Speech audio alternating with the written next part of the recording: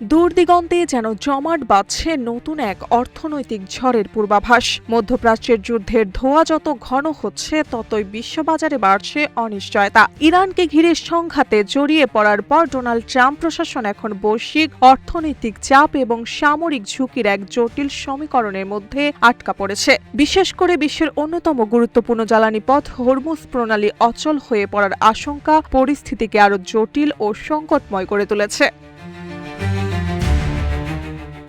সংঘাত দীর্ঘায়িত হওয়ায় আন্তর্জাতিক বাজারে ব্রেন্ট ক্রুড এর দাম ইতিমধ্যে ব্যারেল প্রতি $100 ছড়িয়ে গেছে। কুয়েত, ইরাক এবং সংযুক্ত আরব আমিরাতের মতো বড় উৎপাদক দেশগুলো উৎপাদন সীমিত করতে শুরু করেছে। বিশ্লেষকদের মতে, তেলের খনি একবার বন্ধ হয়ে গেলে তা দ্রুত পুনরায় সচল করা সম্ভব হয় না, ফলে দীর্ঘমেয়াদী সরবরাহ সংকটের ঝুঁকি তৈরি হচ্ছে।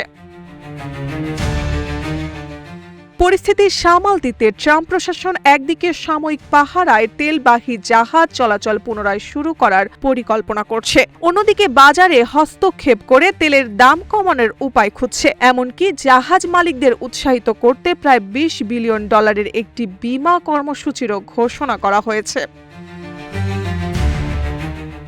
তবে বিশ্লেষকদের মতে সবচেয়ে বড় ঝুঁকি এখন সমুদ্রপথেই, কারণ ইসলামী বিপ্লবী গার্ড কর্পস এবং ইরানি নৌবাহিনীর উপস্থিতি হরমুজ প্রণালীকে কার্যত এক বিপজ্জনক যুদ্ধক্ষেত্রে পরিণত করেছে। মাইন বিস্ফোরক নৌকা কিংবা উপকূলীয় ক্ষেপণাস্ত্র হামলার আশঙ্কায় বাণিজ্যিক জাহাজ চলাচলও ঝুঁকির মুখে পড়েছে। বিশ্লেষকদের সতর্কতা, এই মাত্র 21 মাইল প্রশস্ত জলপথ স্বাভাবিক না হওয়া পর্যন্ত বিশ্ব অর্থনীতি কার্যত অনিশ্চয়তার বন্দিদশায় থাকবে। মার্জিয়া মৌ, রূপালী বাংলাদেশ।